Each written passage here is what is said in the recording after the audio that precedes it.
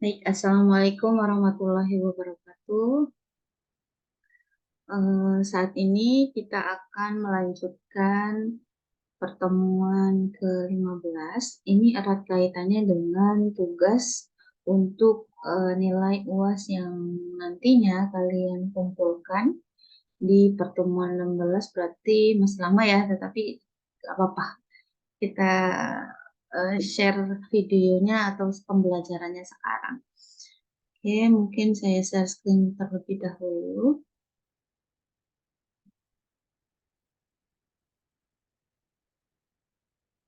Baik, untuk tugas kaitannya dengan ujian UAS ya, ujian akhir semester. Jadi kalian kemarin eh, sudah melakukan atau sudah belajar gitu ya terkait bagaimana eh, membuat karya ilmiah. Kaitannya mungkin di dalam karya ilmiah itu ada pendahuluan. Jadi kemarin saya sudah share materi terkait bagaimana membuat pendahuluan. Di dalamnya ada cara membuat latar belakang, tujuan, dan perumusan masalah. Nah, kemudian juga ada tinjauan pustaka ya, tinjauan pustaka dan bagaimana cara mengutip dan bagaimana cara membuat atau merapikan daftar pustaka, gitu ya. Terus ada cara penulisan metodologi penelitian, mungkin kaitannya waktu dan tempat, terus apa saja yang mau dimasukkan ke dalam metodologi penelitian, gitu ya. Terus ada juga materi tentang hasil dan pembahasan. Nah, untuk kali ini kita lebih ke pembuatan jurnal, ya, pembuatan jurnal. Jadi yang sudah ada nih di UMP atau di Universitas Muhammadiyah Palangkaraya itu ada jurnal namanya TUNAS, Jurnal Pendidikan Guru Sekolah Dasar. Nanti disesuaikan saja untuk yang prodi TRKJJ ya. Mungkin bisa menggunakan template tunas ini ataupun bisa menggunakan eh, template jurnal beli kalau di TRKJJ ya, di apa jurnal TRKJJ saya lupa. Tapi kalau untuk mau di sini pakai template ini nggak apa-apa. Tapi sepertinya lebih ini aja lah, ke template tunas aja supaya seragam ya. Seperti ini tadi.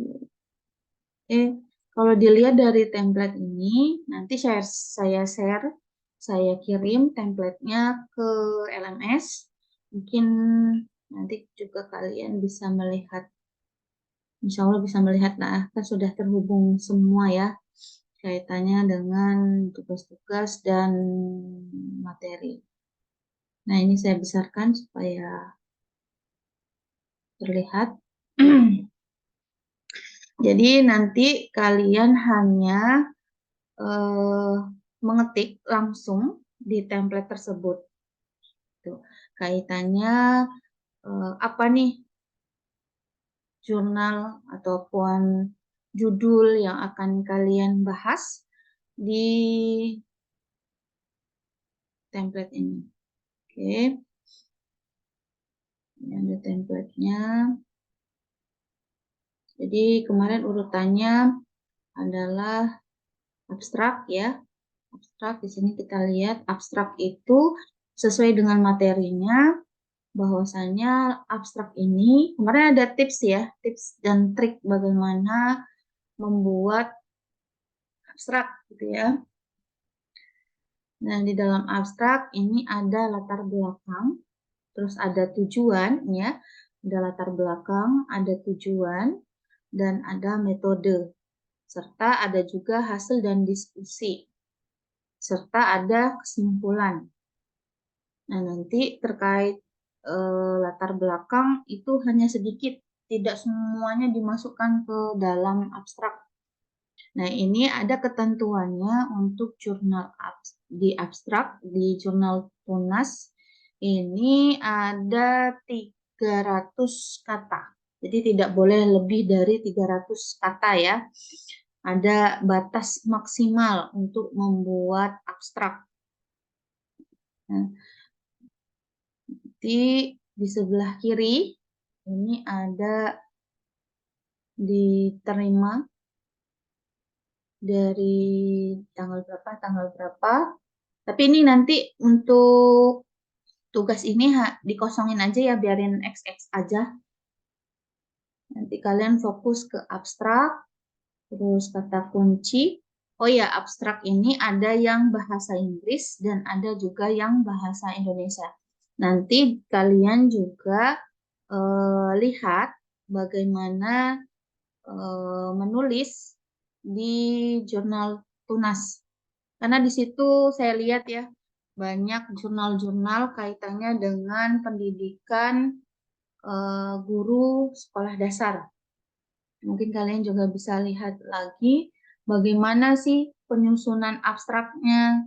Oh, ternyata tergambar juga nih di 300 kata. Di sini ada latar belakang, tujuan, metode, hasil itu dan kesimpulannya.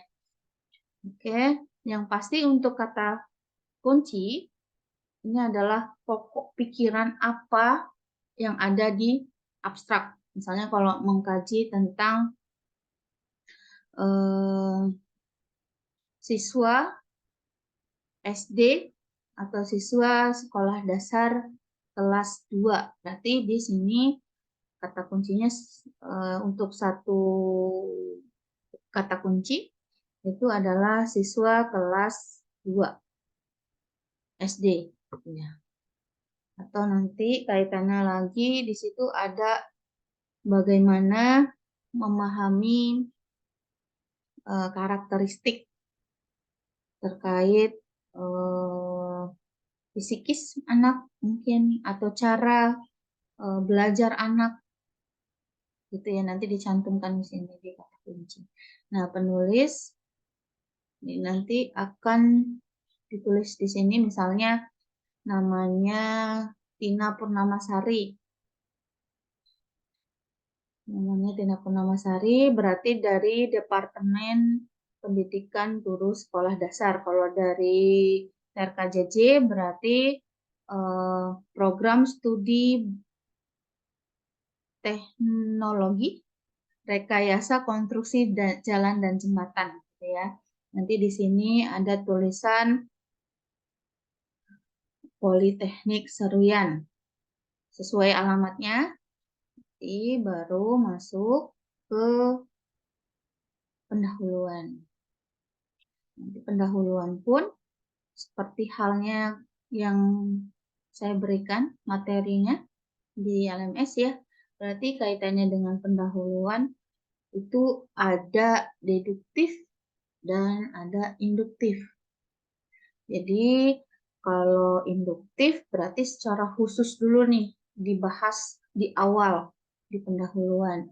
Baru nanti di akhir itu kita membahas sesuatu yang umum. Kalau deduktif berarti umum dulu kita bahas apa sih masalahnya, apa sih kendalanya gitu ya, baru nanti mengkerucut ke bawah menjadi lebih khusus gitu. Apa tujuan kita, apa perumusan masalah kita begitu ya. Ini nanti kalian baca, ini sudah saya bahasa Indonesia kan karena dapat template-nya itu udah bahasa Inggris gitu ya. Nah, tetapi untuk karya ilmiah terkait studi literatur ini ada perbedaannya. Kalau kita yang bukan studi literatur ataupun yang melakukan penelitian langsung atau mengumpulkan koresponden, wawancara secara langsung, itu berbeda dengan kita mengambil atau melakukan penelitian secara studi literatur. Apa sih yang membedakan begitu ya? Yang membedakan hanya di metodenya. Kita buka. Oh, sorry, bukan ini.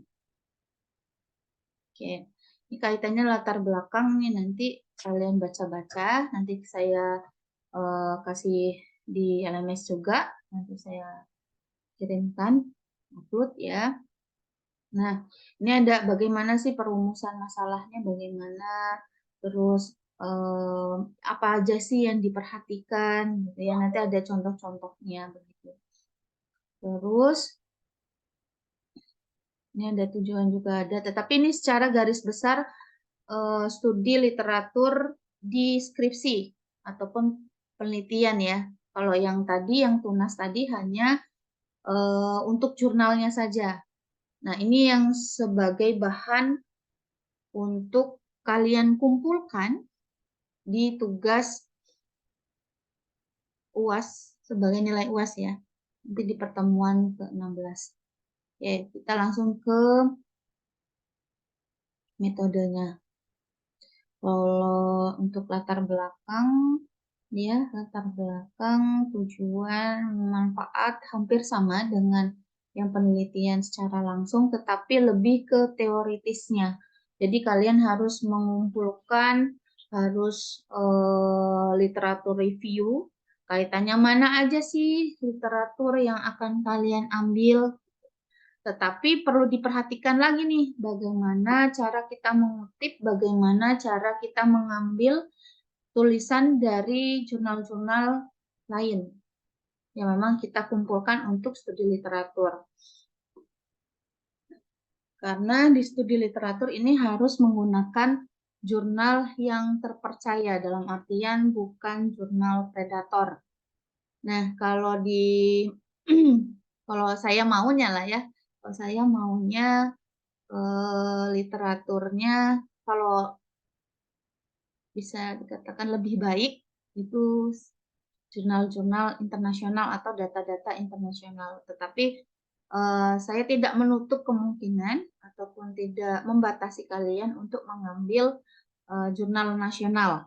Jadi boleh aja ya pakai jurnal internasional maupun jurnal nasional. Tapi saya menyarankan menggunakan jurnal internasional supaya lebih akurat ya terkait data, terus pembahasannya, hasilnya, begitu ya. Nah, ini hal yang membedakannya di bagian metodologi penelitian. Jadi, nanti untuk metodologi penelitian, kalian lebih membuat atau lebih fokus gitu ya kaitannya dengan bagaimana kalian mendapatkan data dari jurnal-jurnal tersebut. Berarti ini ada diagram alir kaitannya dengan sistematika langkah-langkah bagaimana nih menulis penelitian studi literatur gitu ya. Yang pertama pastinya hal yang perlu kalian perhatikan studi literaturnya. Ini pokok pikirannya kalau studi literatur berarti apa nih yang harus kita cari, harus apa yang harus kita lakukan berikutnya? Ya pastinya mengumpulkan data gitu ya. Nah, mengumpulkan data apa nih pokok pikirannya? Misalnya kalau kita di perikanan ya, misalnya di perikanan mungkin kaitannya dengan penambahan minyak biji karet misalnya seperti itu. Nah, ketika kita fokus ke minyak biji karet, berarti apa nih kandungan minyak biji karet? Nutrisiennya apa, nutrisinya apa gitu ya. Terus udah pernah diuji di ikan apa. Nah, itu kita cari. Kita cari terus pengaruhnya ke kesehatan, pengaruhnya terhadap pertumbuhan gitu ya, stres atau tidaknya di ikan begitu itu harus kita kumpulkan. Apakah baik nih penelitian terkait minyak biji karet, ada kekurangannya di mana, ada kelebihannya di mana gitu. Kemudian dapatlah konsep yang harus kita teliti kaitannya mungkin lebih ke minyak biji karet di kesehatannya gitu ya. Ternyata minyak biji karet itu memiliki HCN ya, memiliki HCN. Oh, berarti HCN ini kan beracun. Supaya diturunkan HCN-nya bagaimana nih? Nah, studi literatur lagi, mencari literatur kaitannya bagaimana menurunkan HCN. Nah, setelah diturunkan, misalnya metodenya menggunakan panas, gitu ya. Panasnya suhu berapa, itu juga dikumpulkan. Begitu. Nah, kemudian secara sudah dapat konsepnya, terus di konseptualisasi tadi ya, mana yang baik, misalnya pemanasan di suhu 150 derajat misalnya. Oh, ada juga penelitian terkait penurunan HCN 100 derajat Celcius dipanaskan. Kemudian dianalisis mana nih yang lebih baik. Kemudian masuklah kesimpulan dan saran. Nah, untuk studi literatur, ini katanya dengan jenis penelitian yang digunakan, itu kan tadi ya, pertama adalah metode studi literatur. Berarti harus merangkaikan suatu kegiatan yang kaitannya berkenaan dengan metode pengumpulan data pustaka, terus membacanya, terus mencatatnya, serta mengolah bahan penelitian tersebut. Tadi ya sesuai yang saya jelaskan, bahwasanya ketika kita menentukan studi literatur, yang pertama adalah mengumpulkan data. Konsepnya yang diteliti sama nggak dengan apa yang kita kumpulkan literaturnya. Dan kemudian dikonseptualisasi, terus dianalisis, atau dianalisa, kemudian ditarik kesimpulan. Nah, kemudian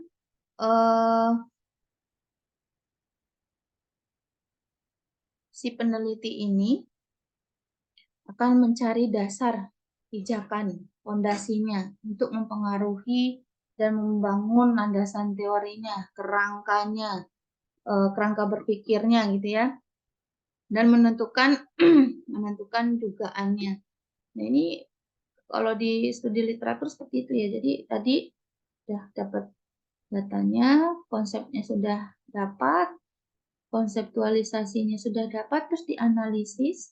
Apa aja yang dianalisis, kerangkanya mana, sumbernya pakai jurnal apa saja, begitu ya. Kemudian baru nanti dirangkai. Jadilah di pengumpulan data ini nanti data yang digunakan itu berasalkan dari mana? Atau textbook kah, ataupun jurnal kah, ataupun artikel ilmiah, literatur review yang berisikan tentang konsep yang diteliti. Jadi harus satu benang merah. Gitu. Jangan nanti udah ngebahas tentang minyak biji karet, ternyata yang dibahas ada tentang minyak sawit, seperti itu. Jadi harus satu konsep dan harus satu bahan yang diteliti, begitu ya.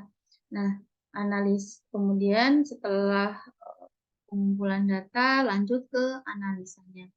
Nah, bagaimana nih dengan pengumpulan data kemudian dianalisa, bagaimana menganalisanya? Nah, misalnya ini ada contohnya, kaitannya untuk melihat penelitian diawali dari yang paling mutakhir, yang paling bisa dipercaya, yang paling akurat, yang paling baru, gitu ya. Nah, berangsur-angsur mundur ke tahun yang lebih lama. Kemudian membaca abstrak dari setiap penelitian lebih dahulu. Jadi ini ada triknya ya. Ketika kita menganalisa jurnal yang mungkin kita gunakan untuk studi literatur. Jadi baca dulu abstraknya. Kemudian setelah baca abstraknya, apakah sama nih sepemikiran nih apa yang kita cari, apa yang kita teliti. Nah, tadi karena abstrak tadi memiliki berapa komponen di dalamnya. Ada latar belakang atau perumusan masalah ya, terus tujuannya, terus ada metodenya, terus dia ada membicarakan tentang hasil dan diskusi atau pembahasan, terus ada kesimpulannya, itu ada semua. Jadi kalian tergambarkan semuanya di jurnal-jurnal yang mungkin kalian ambil itu di abstrak ya. Terus setelah membaca abstrak, ketika sudah pas, sudah sama, sudah sevisi misi gitu ya, sevisi, sudah sesuai dengan apa yang mungkin kita teliti. Nah, dicatat. Ini punya siapa? Ini penelitiannya siapa? Ini permasalahan dari punya siapa ini kaitannya dengan mungkin minyak biji karet ditambahkan di pakan ikan nila. Catat ini punya siapa? Misalnya punyanya Andika Gumilang. Oh, ini Andika Gumilang dia punya keuntungan kerugian gitu ya, ataupun ada plus dan minusnya seperti ini itu dicatat dulu, baru nanti dianalisis, nanti baru dicantumkan di metode nanti ya, di bab metode. Nah, untuk menjaga atau tidak terjebak dalam unsur plagiat, para peneliti hendaknya juga mencatat sumber-sumbernya tadi ya. Udah mencatat sumber-sumbernya, mungkin kaitannya tadi minyak biji karet, punyanya Andika Gumilang dicatat. Nah, ini punyanya Tina Purnamasari, berarti Purnamasari, Tina tahun sekian, ini membicarakan tentang ini kekurangannya ini, gitu. Dicatat. Oke. Nah, di hasil nanti kalian mencantumkan bagaimana ataupun isi teori yang kalian dapat tadi. Nah, pada bagian pembahasan, peneliti ini menulis atau mengemukakan semua makna penemuan yang telah dinyatakan dalam hasil dan menghubungkannya dengan perumusan masalah dan hipotesis. Jadi ini harus sinkron ya antara di pendahuluan antara perumusan masalah dengan hipotesis. Dan di bab ini adalah yang dilakukan pembandingan antara penemuan tersebut dengan penemuan sebelumnya untuk menunjukkan apakah hasil tersebut kuat atau tidak, berlawanan atau tidak, bersinergi atau tidak, gitu ya. Terus, nah bagian di hasil dan pembahasan ini menunjukkan tingkat penguasaan peneliti terhadap perkembangan ilmu dan paradigma kaitannya dengan konsep dan teori, ini dipadukan dengan hasil si peneliti. Kemudian apa sih yang harus dibahas, kurang-kurangnya itu mencakup hal apa aja nih? Yang pertama pastinya penalaran hasil penelitian ya, baik secara teoritis, empiris maupun non-empiris. Kemudian dilakukan perpaduan temuan peneliti dengan hasil penelitian sebelumnya. Nah, mempunyai konsekuensi serta pengembangan yang sama di masa yang akan datang. Nah, pembahasan akan lebih menarik dan relevan jika di dalamnya juga tercantum temuan-temuan orang lain. Jadi tidak hanya satu ya, untuk mendapatkan data itu jangan hanya satu saja gitu teorinya, tetapi ada banyak teori yang mungkin kita ambil untuk studi literatur ataupun jurnal yang mungkin kita akan masukkan. Kemudian ini ada perumusan teori yang dihasilkan dari peneliti khususnya untuk disertasinya ataupun tesisnya gitu ya. Pemahaman terhadap keterbatasan penelitian yang dilakukan sehingga dapat memberikan saran bagi peneliti selanjutnya. Ini ada juga cara operasional isi pembahasan. Ini kaitannya mungkin fakta-fakta di penelitian sebelumnya atau hasil penelitian sebelumnya ataupun yang kita dapat, data yang kita dapat dari penelitian sebelumnya itu juga dicantumkan faktanya seperti apa. Oh, ternyata di ikan yang diberi minyak biji karet mengalami stres. Nah, ini juga sebagai fakta ya. Fakta yang memang harus kita cantumkan juga. Oh, ternyata ketika ikan nila dikasih minyak biji karet sekian persen dengan pemanasan sekian derajat Celcius, ternyata dia mengalami stres. Hal yang membuktikan bahwa ikan itu stres itu apa gitu. Nah, ini harus dicantumkan juga nanti ketika di hasil, ya. Nah, kemudian masuk ke teori penelitiannya bagaimana, dikaitkan dengan teori yang relevan tadi. Mungkin di penelitian selanjutnya sebelumnya itu ada yang membuktikan ataupun parameter yang membuktikan bahwa stres di ikan nila terjadinya penurunan sel darah merah mungkin ya, ataupun tingginya kadar glukosa darah misalnya seperti itu. Ini juga harus dicantumkan. Nah, ada opini juga yang mungkin nanti kita dapat di dalam penelitian sebelumnya. Nah, kita juga cantumkan gitu di hasil dan pembahasan.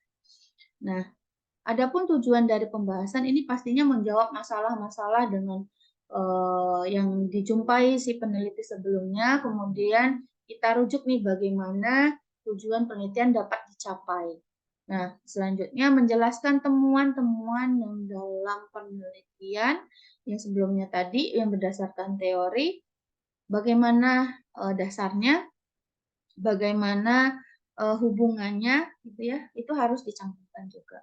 Nah, ini mengintegrasikan temuan penelitian ke dalam kumpulan pengetahuan yang bergambar pada setting teori bab 2 ataupun di tinjauan pustaka begitu. Apakah sinkron atau tidak? Tapi kalau untuk jurnal, kaitannya jurnal di Tunas tadi, itu hanya sampai di metode aja ya.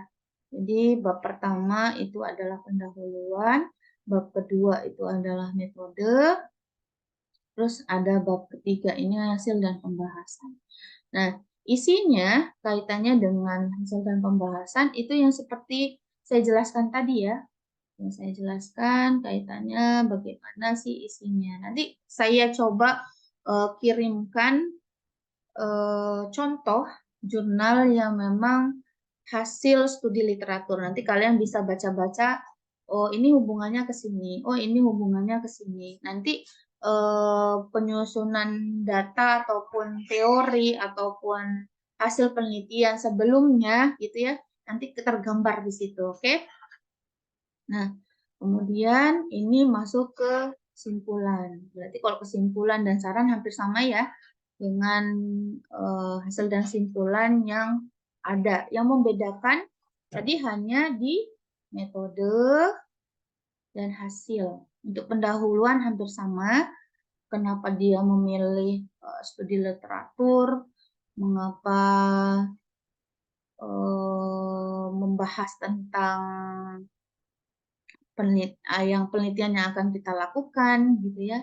Jadi yang membedakan hanya di bagaimana cara mencari literatur, bagaimana cara mendapatkan literatur ataupun dari jurnal, dari textbook, disertasi, skripsi ataupun tesis gitu ya. Nanti juga ada di metode inilah yang membedakan. Oke, tadi sudah paham ya, ketika metode untuk studi literatur itu hal yang paling kita harus pahami adalah jurnalnya ataupun literaturnya yang mungkin kita ambil, bisa dipercaya atau tidak gitu ya. Itu hal yang sangat krusial. Karena gini, ada penelitian-penelitian yang menurut saya kalau di perikanan itu yang bisa dikatakan tidak baik atau predator gitu ya. Itu ada juga. Jadi harus mendapatkan literatur yang bisa dipercaya, mutakhir, terbarukan gitu ya. Syukur-syukur bisa 10 tahun terakhir literaturnya. Kemudian setelah sudah dapat literaturnya, sudah sinergi nih dengan penelitian kita gitu ya, kumpulin datanya. Kan pasti kalau ada jurnal pasti ada datanya, hasil pembahasannya. Nanti ketika sudah ada hasil dan pembahasannya, sudah dapat pengumpulan datanya, baru konsepnya diteliti bagaimana. Yang diteliti dengan studi literatur ataupun literatur yang kita ambil bersinergi atau tidak, ataupun sama atau tidak, pembahasannya sama atau tidak. Kaitannya mungkin ikan, ya ikan nila berarti ikan nila semua. Mungkin seperti itu. Oh, pertumbuhan ikan nila di tahun sekian, misalnya seperti itu. Ataupun di minyak biji karet juga seperti itu. Kalau minyak biji karet dengan penurunan HCN, dipanaskan sekian derajat Celcius gitu ya, ternyata menurunkan HCN sekian persen. Gitu. Oke, setelah itu kita kumpulkan, jangan lupa dicatat literaturnya, sumbernya, datanya dari mana, itu dicatat dulu. Oke, lalu udah dikumpulkan, dianalisis, terus dicatat. Nah, nanti dicantumkan ini metode. Ya, terus kemudian masuk ke hasil pembahasan tadi. Data-data tadi kita kumpulkan, dibuat tabel. Oh, ini menurut ini HCN, pertumbuhan, nilai, gitu ya. Nanti saya coba kirimkan data-data yang ataupun jurnal-jurnal yang sebagai bahan referensi kalian kaitannya dengan bagaimana nih cara mengutip, bagaimana cara membahas ataupun bagaimana cara membuat artikel ilmiah kaitannya dengan studi literatur. Oke, jika sudah jelas, nanti ataupun belum jelasnya, nanti kita bahas lagi ya, ataupun bisa juga kalian bertanya kepada saya, bisa chat pribadi ataupun chat di grup kaitannya dengan tugas ini. Kalau belum paham, belum mengerti bagaimana membuat artikel ilmiah kaitannya dengan studi literatur, kalian bisa langsung chat atau hubungin di grup. Oke, mungkin cukup. Saya rasa cukup untuk pertemuan ini. Saya akhiri. Wassalamualaikum warahmatullahi wabarakatuh.